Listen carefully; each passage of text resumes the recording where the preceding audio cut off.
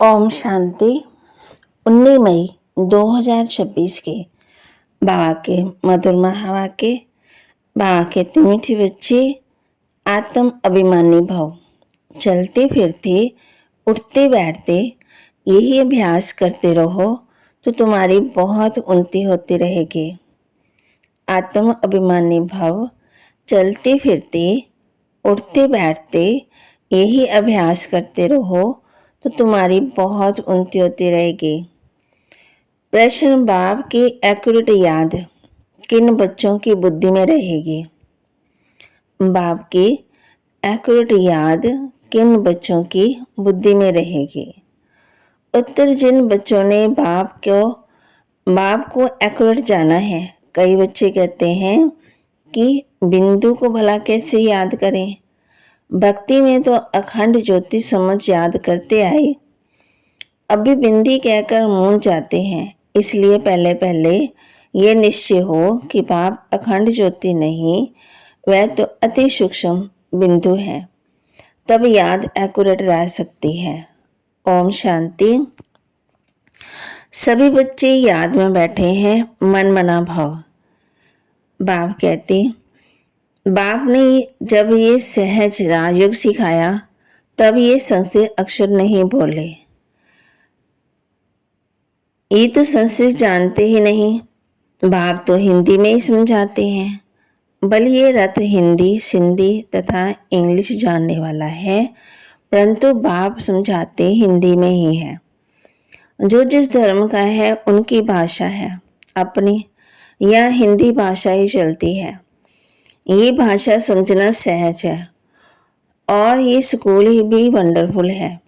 इसमें कोई भी कागज, पेंसिल, पन्ने आदि की दरकार नहीं रहती। यहाँ तो सिर्फ एक अक्षर को ही याद करना है। एक अक्षर अर्थात बाप को याद करो। गॉड को अथवा ईश्वर को अथवा परमपिता परमात्मा को कोई याद ना करे, ये मुश्किल है। याद सभी करते हैं, परंतु उनकी पहचान ही नहीं। बाप भी आकर के अपनी पहचान देते हैं। शास्त्रों में कल्प की आयु इतनी लंबी लिख दी है, वह बाप आकर के समझाते हैं। बहुत बड़ी बात नहीं है। बाप कहते, बूढ़ी बूढ़ी माताएं क्या समझेंगी? ये तो बहुत ही सहज है, कोई छोटे बच्चे भी समझ सकते। बाबा अक्षर कोई नया नहीं है।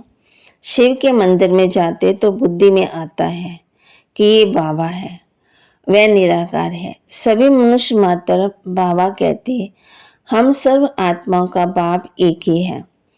सब जीव की आत्माएं जो शरीर में निवास करती, बाप को याद करती। सब धर्म वाले जो भी हैं, सब परम पिता परमात्मा को याद जरूर करते हैं। वह है परम धाम में रहने वाला बाप। हम भी वहां के रहने वाले हैं, तो अब सिर्फ बाप को याद करना है। चाहते भी हैं हम पावन बने, बुलाते भी हैं कि हे पतितों को पावन करने वाले आओ। नई दुनिया पावन थी, अब फिर पुरानी दुनिया, इनको कोई नया नहीं कहेंगे। भारत से जानते हैं, नए भारत में देवी देवता राज्य करते थे। जब नया भारत था तो उनके आगे क्या था? संगम। इससे भी सहज करना चाहिए। नए को आगे पुराने था। संगम को मनुष्य इतना सहज समझ नहीं सकते हैं। न्यू वर्ल्ड, ओल्ड वर्ल्ड, इसके बीच में संगम कहते हैं। बाप के लिए कहते हैं ना, हे पतित पावन आओ, आकर हमको पावन बनाओ। हम पतित बन गए हैं। नई दुनिया में कोई पुकारेंगे नहीं। अभी तुम्हारी समझ में आ गया है कि ये भारत पावन था। हे पतित पावन आओ, ये तो बहुत समय से बुलाते आए। उनको ये पता ही नहीं कि पतित दुनिया कब पूरी होगी। कहते हैं शास्त्रों में ऐसे लिखा हुआ है कि अभी 40,000 वर्ष और कलयुग पतित दुनिया चलेगी। बिल्कुल ये घोर अंधेरे में है, अभी तुम रोशनी में हो। बाप ने तुमको अब रोशनी में लाया है। ये 5,000 वर्ष का चक्कर, सृष्टि का चक्कर पूरा होता है। कल की बात है, तुम राज्य करते थे, बरोबर इन लक्ष्मी नारायण का राज्य था, स्वर्ग था, पावन दुनिया और कोई भी आदि हो नहीं सकता है। बाप कहते रावण का राज्य ही नहीं, वहाँ ये प्रकृति आपदाएं भी नहीं। यहाँ तुमको बाप समझाते हैं, तुम सम्मुख कानों से सुनते हो। कौन सुनती है? आत्मा। आत्मा को बड़ी खुशी होती है, हमको बाप फिर से आकर मिला है। बाप से वर्षा लिया था, अब बाप कहते हैं मुझे याद करो। इसमें कोई लिखने पढ़ने की बात नहीं है। जब कोई आते हैं तो पूछा जाता है आपका कैसे आना हुआ, तो कहेंगे यहाँ तो महात्मा से मिलने हैं। क्यों, तुमको क्या चाहिए बताओ? कोई शिक्षा चाहिए? जब भिक्षा चाहिए? सन्यासी हो तो रोटी टुकड़ा चाहिए। सन्यासी किसके पास जाते हैं? वह रास्ते में मिलते हैं तो मनुष्य समझते हैं ये भी पवित्र मनुष्य। कोई बड़े आदमी मिलते, इनको भोजन खिलाना अच्छा है। अभी तो पवित्रता भी नहीं है, बिल्कुल ही तमो प्रधान दुनिया है, इसमें बड़ी गंदगी है। मनुष्य कितना हैरान होते हैं। यहाँ तो हैरान होने की बात ही नहीं है। बाप कहते हैं लिखने करने की बात ही नहीं है, ये पॉइंट्स आदि भी लिखते हैं धारणा करने के लिए। जैसे डॉक्टर लोगों के पास कितनी दवाइयाँ होती हैं, इतनी सब दवाइयाँ याद रहती हैं। बैरिस्टर की बुद्धि में कितनी लॉ की बातें याद रहती है। तुमको याद क्या करना है? एक बात, सो भी बड़ी सहज। तुम कहते हो एक शिव बाबा को याद करो, वह कहते हैं शिव बाबा कैसे आएंगे? ये भी तुम्हारे लिए और किसी को पता ही नहीं है। तुम्हारे सिवाय बाबा कहते हो किसी को पता ही नहीं। ईश्वर कहाँ है? वह तो कहेंगे नाम रूप से न्यारा, या तो फिर कह देते सर्वव्यापी। रात दिन का फर्क हो जाता। दोनों अक्षर में नाम रूप से न्यारी कोई भी चीज नहीं है, हर एक चीज का नाम है। फिर कह देते सबके अंदर परमात्मा है। दोनों एक दो के ऑपोजिट बातें हो गई। कुत्ते बिल्ली में कह देते हैं। तो बाप अपना परिचय दे कहते हैं मुझ बाप को याद करो। गाया भी जाता सहज राजो। बाबा कहते हैं योग का अक्षर निकाल दो, याद करो। जैसे छोटा बच्चा माँ बाप को देखने से जट गले लग जाता। पहले सोच करेगा क्या कि हमारे माँ बाप है? नहीं, इसमें सोच करने की बात ही नहीं है। तुम्हें भी सिर्फ शिव बाबा को ही याद करना है। भक्ति मार्ग में तुम शिव पर फूल चढ़ाते हैं। सोमनाथ का मंदिर कितना भारी बनाया हुआ, जो बाद में मोहम्मद गजनी ने आकर लूटा। सोमनाथ का मंदिर भारत में नामी ग्रामी। सबसे पहले तो शिव की पूजा होनी चाहिए। बच्चों को ये सब नॉलेज अभी बुद्धि में आई है, बल पूजा आदि करते आए, परंतु तुमको ये पता ही नहीं था कि ये जड़ चित्र है। जरूर चैतन्य में आया होगा, तब तो वर्ष वर्ष शिव जयंती भी मनाते। ये भी कहते हैं शिव परमात्मा निराकार है। आत्मा जानती है कि हम निराकार हैं।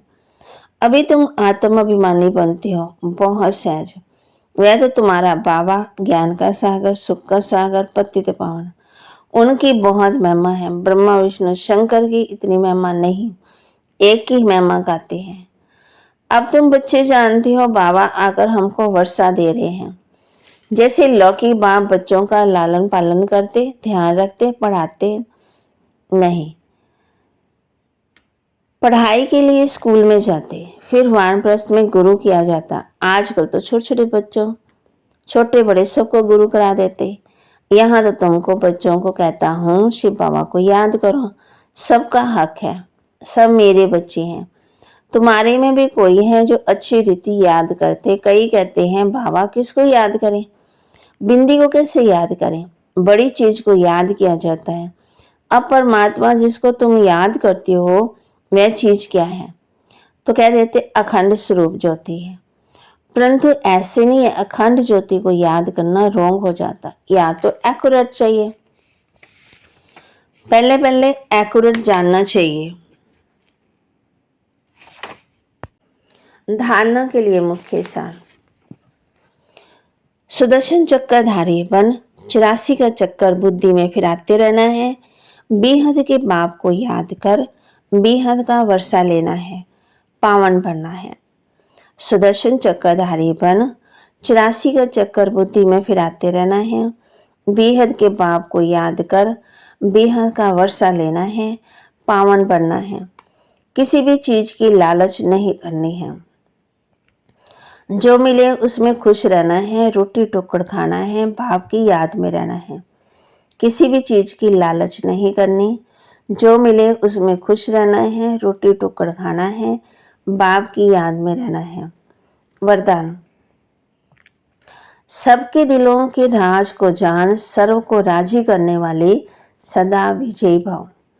सबके दिलों के राज को जान, सर्व को राजी करने वाले सदा विजयी भव। विजय बनने के लिए हर एक के दिल के राज को जानना है। किसी के मुख द्वारा निकलने वाली आवाज से उसके दिल के राज को जान लो तो विजय बन सकते हैं। लेकिन दिल के राज को जानने के लिए अंतर्मुखता चाहिए। जितना अंतर्मुखी रहेंगे उतना हर एक के दिल के राज को जानकर उसे राजी कर सकेंगे। राजी करने वाले ही विजय बनते हैं। स्लोगन। वैराग्य ऐसी योग धरनी है जिनमें ही जो फल डालेंगे वह फलीभूत अवश्य होगा। वैराग्य ऐसी योग्य धरनी है जिसमें जो भी फल डालेंगे वह फलीभूत अवश्य होगा। अव्यक्त इशारे सदा अचल अटोल एक रस स्थिति का अनुभव करो। सदा उमंग उल्लास में एक रस रहने के लिए जो भी संबंध में आते, चाहे स्टूडेंट चाहे साथी, सभी को संतुष्ट करने की उत्कंठा रहती। जिसको जो भी देखें उससे हर गुण उठाते रहो। सर्व के गुणों का बल मिलने से सदा काल के लिए उत्साह एक रस रहेगा। गुणग्राही बनो, अवगुणों को देखते हुए भी नहीं देखो। तो बाबा के महावाक्य को लाइक करें, शेयर करें, सब्सक्राइब करें और अपने जीवन में जरूर जरूर धारण भी करें। और बाबा ने कहा है कि सुदर्शन चक्रधारी बन 84 का चक्कर बुद्धि में फिराते रहना है।